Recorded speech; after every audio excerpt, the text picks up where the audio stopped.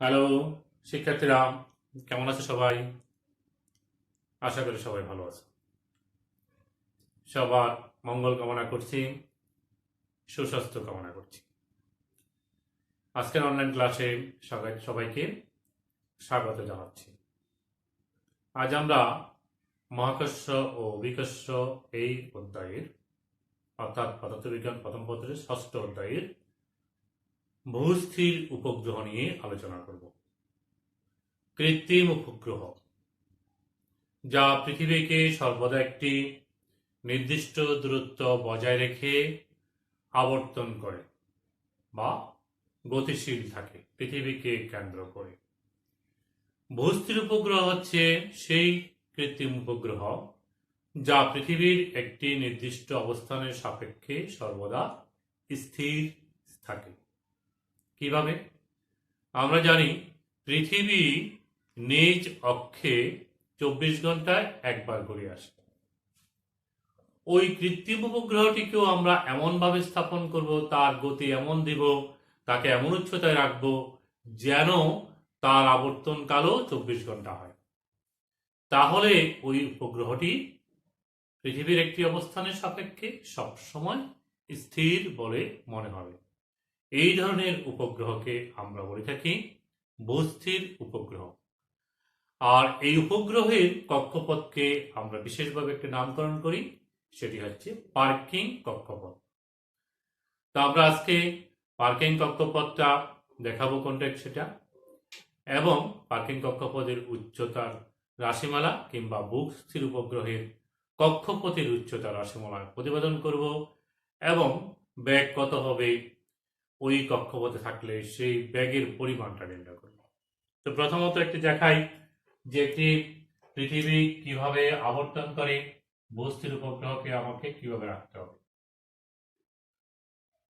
এই হচ্ছে পৃথিবী, উত্তর মেরু, দক্ষিণ, পূর্ব, পশ্চিম। এই পৃথিবী নিজ অক্ষে এইভাবে পশ্চিম থেকে পূর্ব দিকে 24 ঘন্টা একবার আবর্তন করে। এটি হচ্ছে নিরক্ষরেখা।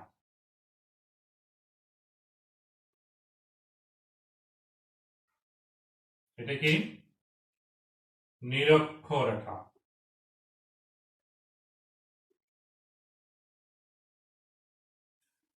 বিষুবীয় অঞ্চলের বা বিষুবীয় রেখার সাথে বা নিরক্ষরেখার সাথে পার্কিং কক্ষপথ বা ভূস্থির উপগ্রহের কক্ষপথ একই সমতলে থাকতে হবে, একই সমতলে থাকবে। যে কোনো ভাবে যে কোনো কক্ষপথে আমরা পৃথিবীকে কেন্দ্র করে ঘুরালাম, তাহলে সেটি ভূস্থির উপগ্রহ হবে না। তাহলে ভূস্থির উপগ্রহের পার্কিং কক্ষপথ হবে বা ভূস্থির উপগ্রহের কক্ষপথ হবে এটি।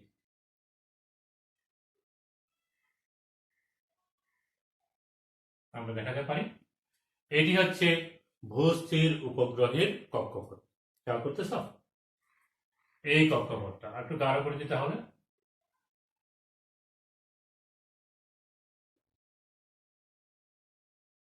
এটাকে আমরা বলে থাকি পার্কিং কক্ষপথ।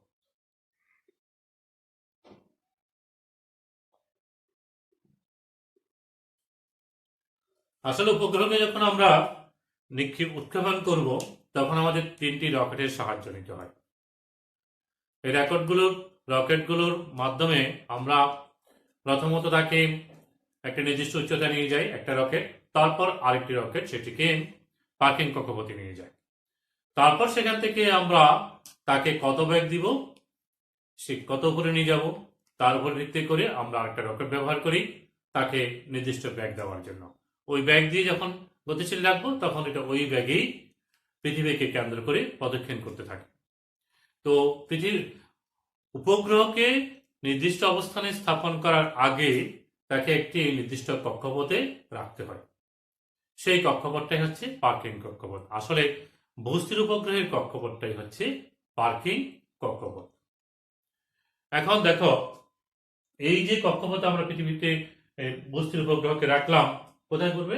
এই পৃথিবীর চারপাশে এটি পূর্ব থেকে পশ্চিম থেকে পূর্ব দিকে এই বস্তুর উপগ্রহটি আবর্তন করবে। আমরা বলা গেল এটা বস্তুর উপগ্রহ আবর্তন করবে। আমরা জানি কৃত্রিম উপগ্রহের উচ্চতা রাশিমালা আমাদের জানা আছে না? জানা আছে। আমরা এর আগে ক্লাসে আমরা করছি কৃত্রিম উপগ্রহের উচ্চতা। কৃত্রিম উপগ্রহের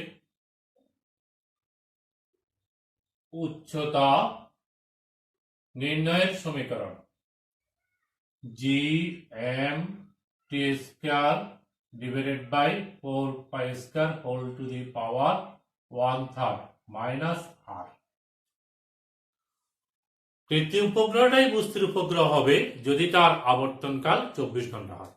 তাহলে আমরা ভূস্থির উপগ্রহ যদি বলি, ভূস্থির উপগ্রহ নিয়ে যদি আমরা আলোচনা করি তাহলে তার আবর্তনকাল কত হবে? ভূস্থির উপগ্রহের আবর্তনকাল t সমান হচ্ছে 24 ঘন্টা। লিখতে পারি আমরা বস্তুর উপগ্রহের আবর্তনকাল বা পর্যায়কাল হচ্ছে 24 ঘন্টা। তাহলে তার উচ্চতা কত হবে? উচ্চতা h হবে g, আমরা এখানে মান বসাচ্ছি 6.673 into 10 to the power minus 11 ভর, পৃথিবীর ভর 6 into 10 to the power 24, আবর্তনকাল 24 into 3600 divided by 4 into 9.87 whole to the power 1/3 ঘনমূল করব মাইনাস r, আর এর মান হচ্ছে 6.4 into 10 to the power 6। এই মানগুলো যদি আমরা বসিয়ে দিই তাহলে ক্যালকুলেট করবা, তোমরা এই মানটা ক্যালকুলেট করবা, ক্যালকুলেশন করার পর পাবা, ক্যালকুলেশনের পরে তোমরা দেখতে পাবা এটার মান হচ্ছে এত metre. 3.6 into 10 to the power 7 metre.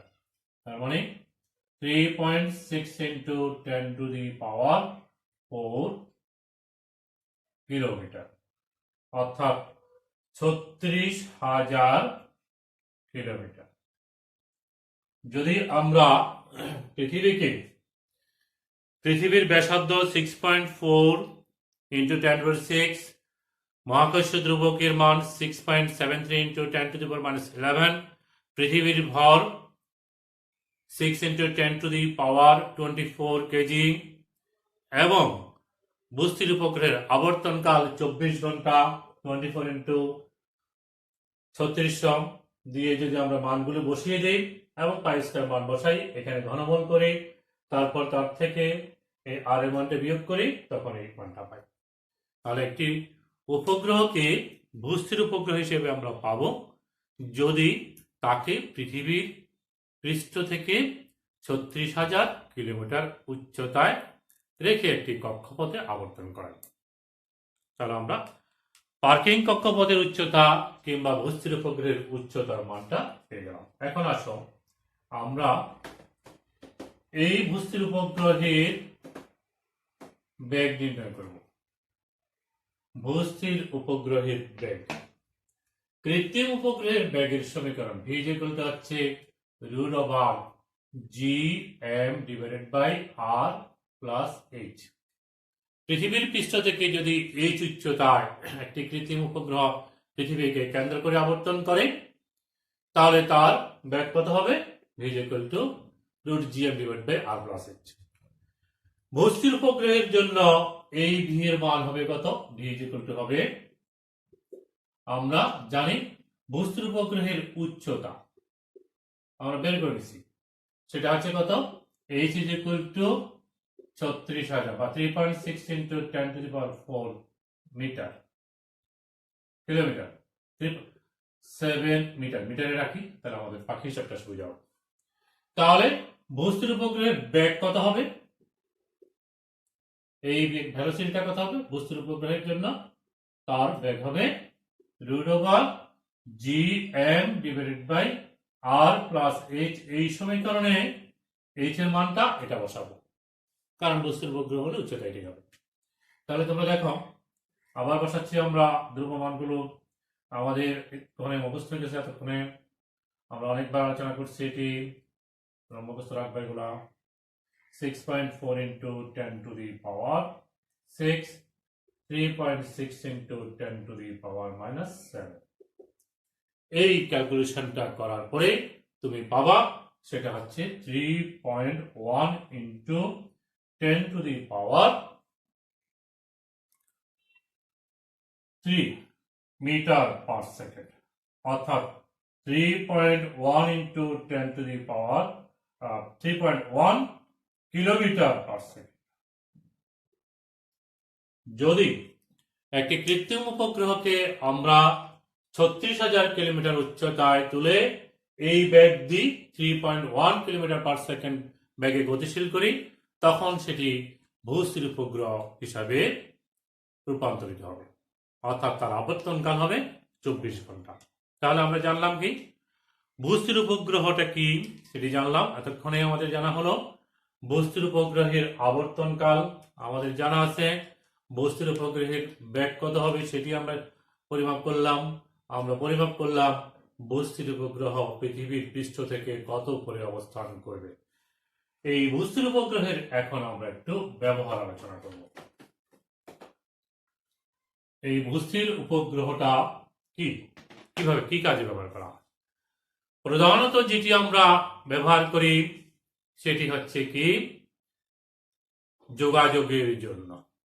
এই ধরনের স্যাটেলাইট বা উপগ্রহকে আমরা সিনক্রোনাইজ কমিউনিকেশন স্যাটেলাইটও বলে থাকি। যোগাযোগের জন্য এই উপগ্রহটি ব্যবহার করা হয়। রেডিও, টিভি সম্প্রচারের জন্য এবং কথোপকথনের জন্য আমরা এই কৃত্রিম উপগ্রহ ব্যবহার করে থাকি, অর্থাৎ ভূস্থির উপগ্রহ ব্যবহার করি।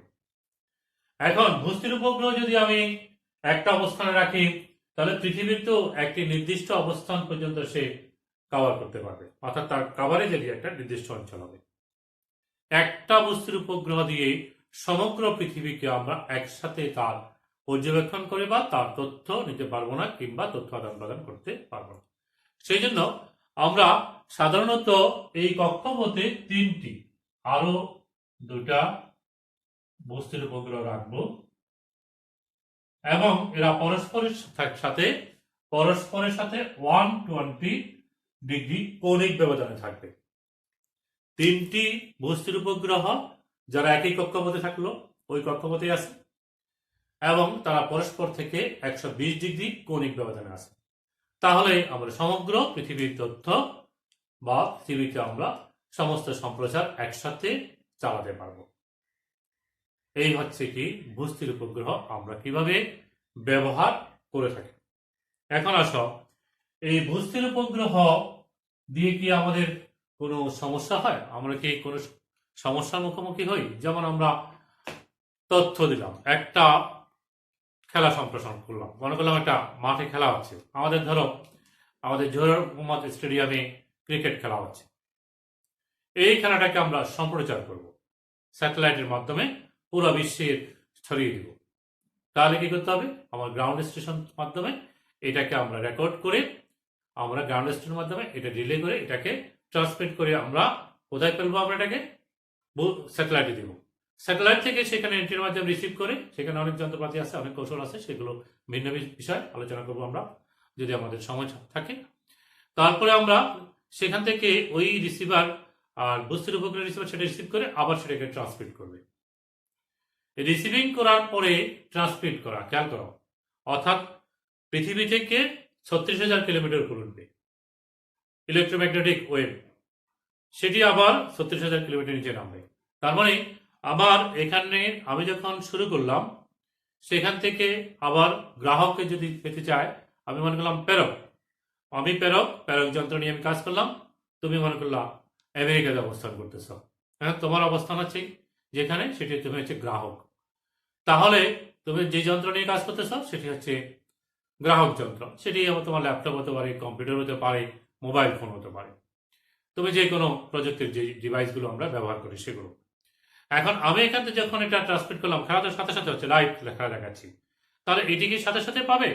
দেখা যাচ্ছে কি এখানে বেশি উপরে হওয়ার কারণে, উচ্চতা বেশি হওয়ার কারণে ৭২,০০০ কিলোমিটার পরিভ্রমণ করতে হচ্ছে ইলেকট্রোম্যাগনেটিক ওয়েভকে, তড়িৎচুম্বকীয় তরঙ্গকে। সেটি প্রায় সময় লাগে ১ সেকেন্ডের ১/৪ সেকেন্ড সময় লাগে, অর্থাৎ 0.25 সেকেন্ড ব্যয়িত হয়ে যায়। তার মানে আমি যখন খেলাটা চলতেছে লাইভ বললো, আমরা সরাসরি বলছি, কিন্তু কিছুক্ষণ পরে তুমি দেখতে পাবা। তাহলে একটু দেরি হয়ে যাচ্ছে না? হ্যাঁ হচ্ছে, কিন্তু আমার রেডিও টিভি সম্প্রচারের ক্ষেত্রে খুব একটি অসুবিধায় আমরা পড়ি না, কিন্তু কথোপকথনের ক্ষেত্রে আমরা একটু কালক্ষেপণে একটু সময় ক্ষেপণ হয়। সেটি দূর করার জন্য আমরা আরেক ধরনের উপগ্রহ ব্যবহার করে থাকি। এটি আমাদের খুব জন্য, বস্তুর উপগ্রহ খুবই কার্যকর এবং এটি আমরা ব্যবহার করি, যদিও আমাদের একটু সময় ডিলে হয়, তথাপি এটা খুব কার্যকর, এটি আমরা ব্যবহার করি। কিন্তু আমরা যদি আরো ভালোভাবে পেতে চাই, একেবারে যদি আমরা আরো একটু বেশি কম সময় ব্যয় করে আমরা পেতে চাই, তাহলে আমরা আরেক ধরনের উপগ্রহ ব্যবহার করি, যাকে আমরা বলি পোলার উপগ্রহ। খেয়াল করো, এই হচ্ছে পৃথিবী, এটি হচ্ছে উত্তর মেরু, এটা হচ্ছে দক্ষিণ মেরু। এই পোলার উপগ্রহগুলো কিভাবে থাকে, উত্তর দক্ষিণ মেরুতে এই পথে। এটি হচ্ছে কি পোলার কক্ষপথ। এই কক্ষপথটা হচ্ছে কি পোলার কক্ষপথ। মনে রাখবা এগুলো একটু একটু করে, একটা একটা বিষয় করে খেয়াল রাখতে হবে। এই কক্ষপথটা হচ্ছে কি পোলার কক্ষপথ, অর্থাৎ এটা এইভাবে ঘুরে, এবং এই উপগ্রহটা এভাবে ঘুরলো মনে করলাম, এবং এটা যে ঘুরে আসবে, এটি কিন্তু ১১০ মিনিট একবার ঘুরে আসে, ১১০ মিনিটে একবার ঘুরে আসে, এবং এটির উচ্চতা খুব বেশি না, এটি ৫০০ থেকে আমরা ৮০০ কিলোমিটার, 500 থেকে ৮০০ কিলোমিটার, পৃথিবীর পৃষ্ঠ থেকে ৫০০ থেকে ৮০০ কিলোমিটার উচ্চতার মধ্যে আমরা এই উপগ্রহকে স্থাপন করি। ফলে সেটি খুব কাছাকাছি হওয়ার কারণে তার আবর্তনকাল বেশি হয় এবং সেটি কম হয়, অর্থাৎ সেটি ১১০ মিনিটে প্রায় ঘুরে আসে। এবং আমার সেখান থেকে আমরা যখন ওই স্যাটেলাইটের মাধ্যমে আমরা কথোপকথনের জন্য ব্যবহার করব, তখন দেখা যায় সেটি সময় ব্যয় হয়, অর্থাৎ ট্রান্সমিশন থেকে আবার রিসিভিং পর্যন্ত আমরা দেখব যে কি আমার ১০০/১ সেকেন্ড সময় ব্যয় হয়। তাহলে খুব দ্রুত আমাদের এখানে তথ্যগুলি চলে যায়।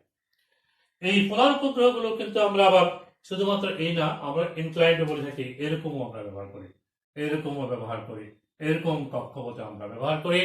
এগুলো আসলে ব্যবহার করি আমরা বিভিন্ন কাজে ব্যবহার করে থাকি। যোগাযোগের জন্য তো বললাম, তারপরে আমরা যেমন আমরা খনিজ সম্পদ আহরণের জন্য, বনজ সম্পদ পর্যবেক্ষণের জন্য, প্রাকৃতিক সম্পদ কাজে লাগানোর জন্য, সমুদ্র সম্পদগুলো ব্যবহার করার জন্য, সমুদ্র পথে কোথাও কোনো বরফ শৈল আছে কিনা, অর্থাৎ বরফের স্তূপ আছে কিনা জাহাজের পথের গতিপথের সামনে, সেটি জানানোর জন্য, আবহাওয়ার তথ্য পাওয়ার জন্য, অর্থাৎ আবহাওয়ার তথ্যগুলো বিশ্লেষণ করার জন্য আমরা এই পোলার স্যাটেলাইটগুলো ব্যবহার করে থাকি।